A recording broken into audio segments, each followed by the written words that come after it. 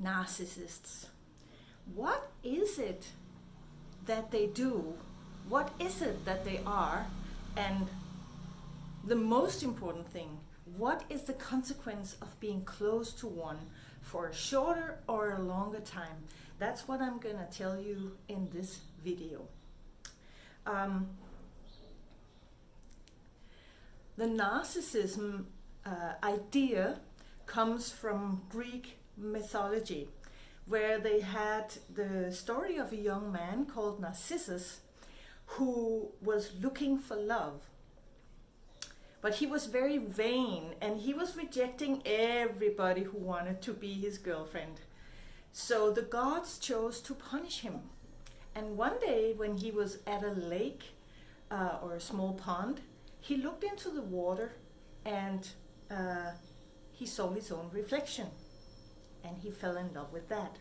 And he was so enchanted with his own reflection that he could not move. So he was lying there by the pond looking at his own reflection, being so in love with what he was looking at. There was one of the women who were in love with him was a nymph, and her name we don't know, but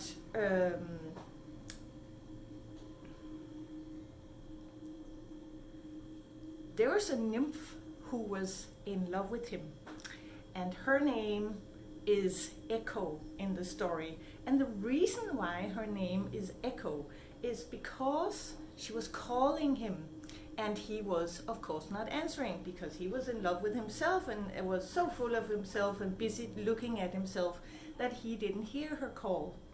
She was calling, Narcissus, Narcissus, Narcissus. She was an echo of herself. That's why we have the word echo. Echo means a repeating voice. So the myth spins around these two. Actually, she was pining for Narcissus so much so that she died and he died, and in the pond, or near the pond, a flower grew, and this is the flower we call lily. The Latin name for a lily, a white lily, is Narcissus. So it all has to do with this myth, and that is the mythical foundation of the narcissism disorder. Today, some countries in the world have narcissism as a diagnose, that you can actually diagnose people with this mental disorder. And in some countries, it's not a full mental disorder. It's just a set of traits that can be part of another mental disorder. In the United States, it's a mental disorder in itself, and in Northern Europe, it's just a set of traits you can have in another disorder. So there's a little difference. However, the things that characterize the narcissist are the same, whether it's a diagnosis or it's just a set of traits. And it relates very much to the myth. The thing is, the narcissist or the narcissistic person, the person who have narcissistic traits but might not be a full-fledged narcissist, they have so low self-esteem and they do not want to feel it. So they project an image of themselves.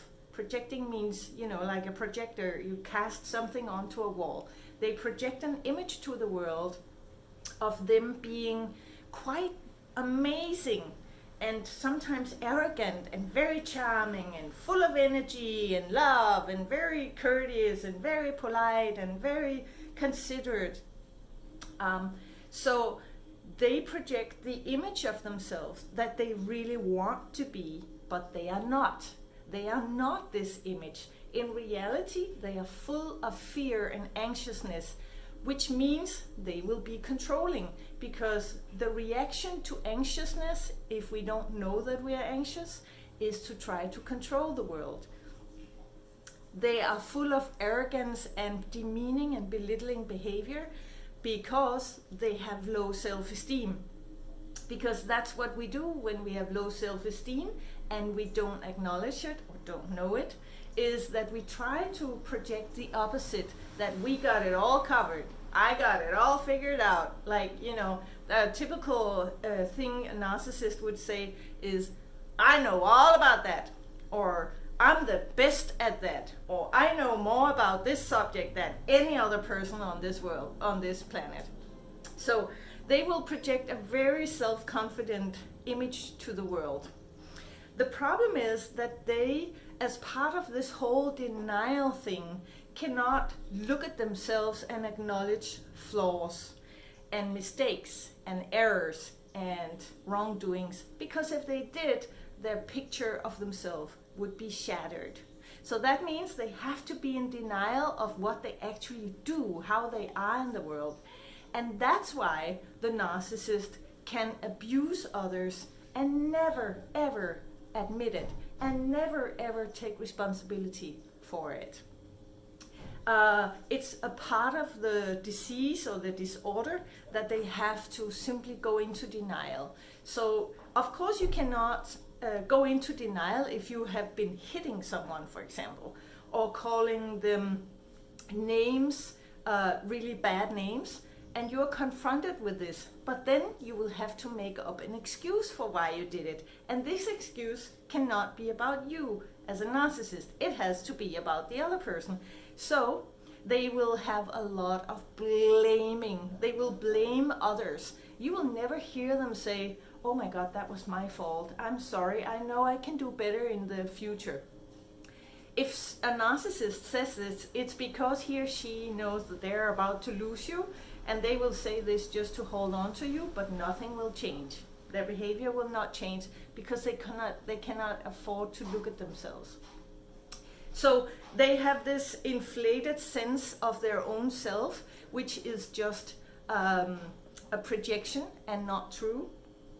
And they have a deep need for validation and admiration from others to confirm this inflated ego, the inflated self. And that's why they will admire you and put you up on a pedestal in the beginning, because you get what you give. So that means that if they give you a lot of admiration and validation, then you will start to give them admiration and validation. And of course, when you do that, they will stop giving you admiration and validation, because nobody can be as good as they are. So one thing is that narcissists don't really love themselves. They have no self-love. Even though it seems like they do, they have no self-love. And the thing is, you cannot love another person if you do not love yourself. You have to learn to love yourself to truly and fully be able to love another person. And that is why I insistently said, every time someone talks about whether or not a narcissist can love, I say, no, they cannot love. It looks like love, but you know, not all that glitters is gold. And the narcissist's love is definitely not love. It looks like love. But the thing is, and this is important, the feeling you get when you feel loved by a narcissist is a feeling that is inside you. It is your love that you can feel. You have that feeling inside you. It's not outside you. It's just another person who triggers what is already in you. Okay? So remember that when healing.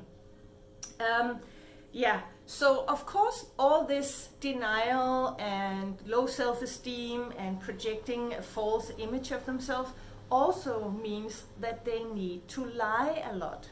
They will lie about anything and everything, little things and big things and old things and new things.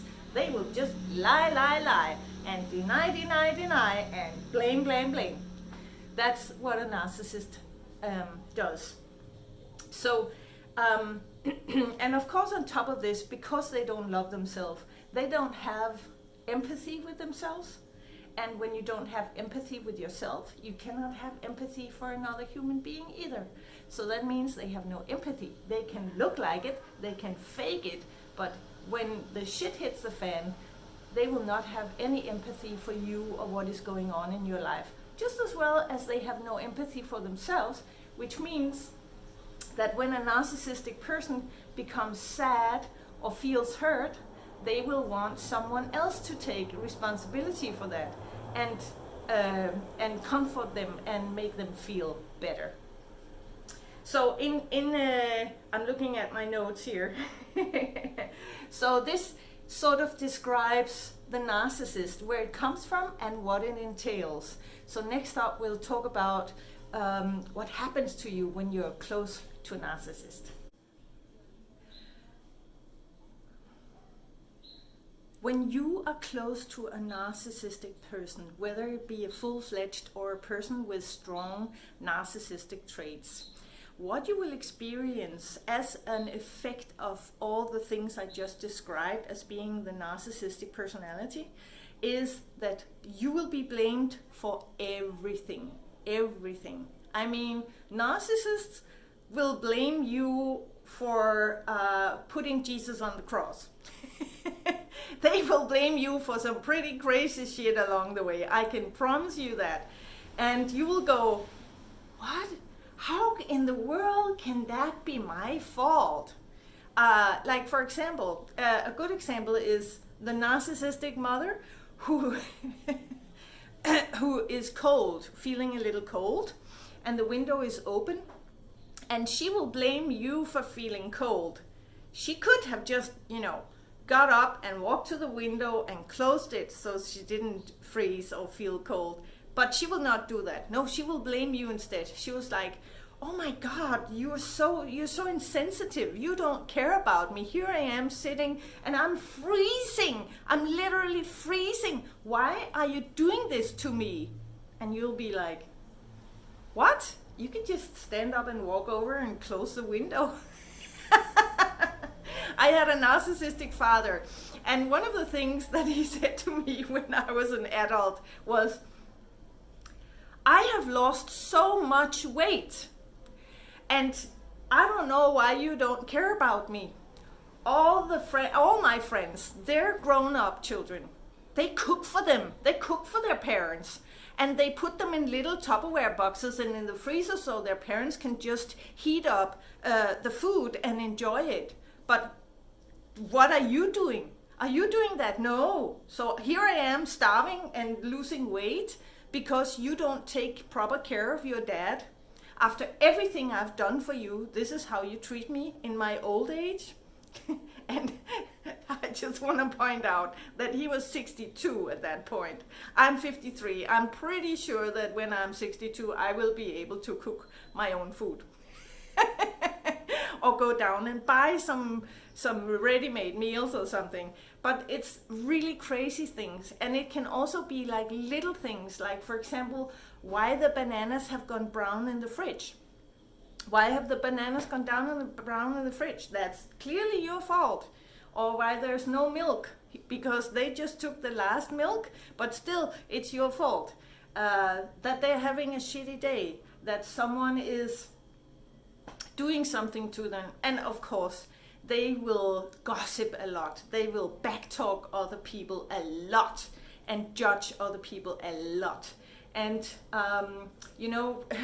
everything is the government's fault. Everything is other people's fault. Everything is not their fault. They are just pity victims who cannot do anything about anything in their life. So blame and guilt is a very, very big part of being with a narcissist. And they are very persistent in this version of the truth of their life. And of course they have to be, because otherwise they have to look at themselves, and they can't afford that. So they're very, very good at putting this blame and guilt on you and making you take it. And that means that if you're with a narcissist for longer time, you will start to actually eat this blame and guilt. You will make it part of who you are. You will start to actually question yourself. Maybe it is my fault. Maybe I am an inconsiderate person. Maybe I am not taking good enough care of this person who is close to me, be it a mother, a father, a partner, a sibling, a co-worker, or something. Maybe I am not such a good person as I thought. Maybe I should try more. Maybe I should try harder. And this is, of course, also a thing the narcissist says. Couldn't you at least try? Huh? Couldn't you at least try? And you'll be, okay, so I'm not trying hard enough? Maybe I can do better. So you will eat the blame, and you will feel that you are guilty, and you will feel that you owe them when you're with them. So that's a very classical thing that happens to you when you're close to a narcissist. When you finally do something, or not finally, but when you do something, you will get the feeling that it's never enough, you know? Getting up and closing the window so your narcissistic mother doesn't feel cold will not make her happy. It will just make her say, yeah, see, I have to tell you to do everything. Why do I have to tell you? I'm your mother. I mean, you should naturally just take care of me. I don't know why you're not thinking. I mean, are you stupid? What is wrong with you as a person? Are you retarded or something? That was one of my father's favorite sayings, like, are you retarded? And he would say that to me from I was a very young girl, like 7 or 8 or 9. He would start asking me, are you retarded? Or he would say, I think you're retarded. I have to change hands here with the selfie stick. And that means, you know how words are magic, and what you keep saying many times becomes the truth. And this is one of the examples. I grew up, and in my late teens, I was actually not quite sure whether I was retarded or not. So I tried to hide who I was and be as invisible as I could to not have people see that I was actually retarded. I didn't want them to find out. So that's traumatizing, and it's a very good example, because this is what happens to you when you're with a narcissist. You start blaming yourself, you start eating the guilt and the blame, and you start thinking that it is probably maybe you who are at fault. And this effect is persistent. That means that even though you at some point get the courage and the will to leave the narcissist and go no contact with them, you will still have that in you. You will still be brainwashed and manipulated into being a person who blames yourself all the time. And you have to do something actively to get rid of that pattern. It's not going to go away on its own. Because their programming of you is so strong, you really need to do something actively about this.